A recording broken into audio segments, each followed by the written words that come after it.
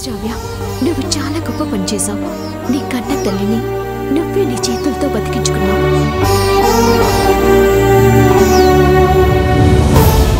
శారదమ్మ ఏంటి నన్నేదో కొత్త మనిషిని చూసినట్టు చూస్తుంది.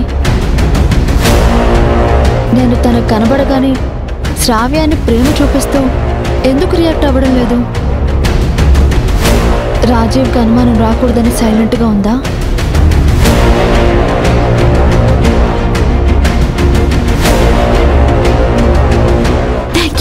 Thank you so much.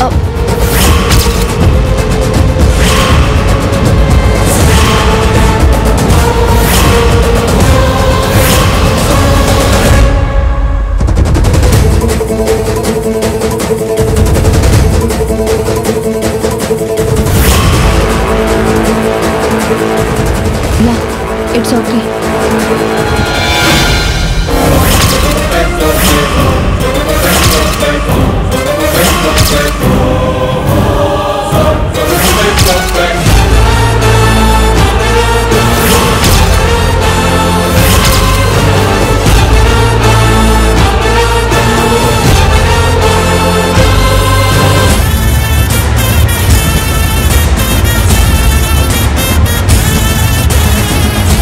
ఇదేంటి జ్యోతి బతికే ఉంది?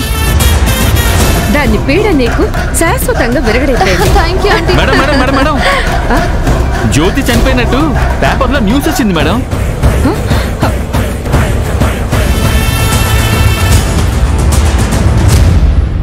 జ్యోతిని చంపించానని నీలాంబరి చెప్పింది. పేపర్లో న్యూస్ కూడా వచ్చింది. అది రాంగ్ న్యూసా? జ్యోతి చావలేదా?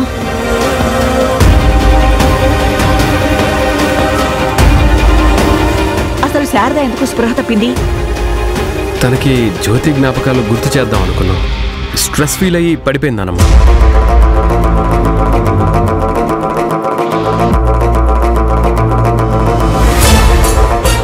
జ్యోతిని కళ్ళ ముందు పెట్టుకుని జ్యోతిని గుర్తు చేయాలనుకోవడం ఏంటి? నాకేం అర్థం కావడం లేదు. జ్యోతి తన కళ్ళెదురుగా ఉంటే అది వేరు, కానీ తనని గుర్తు చేయొద్దని చెప్పాను కదా వర్ష. జ్యోతిని వర్ష అంటున్నారేంటి?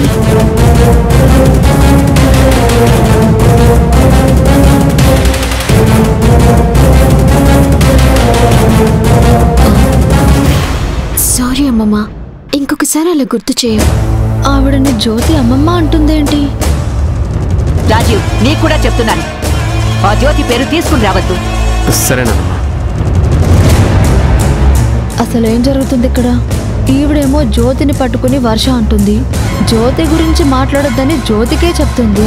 వామ్మో, నాకు పిచ్చెక్కలా ఉంది.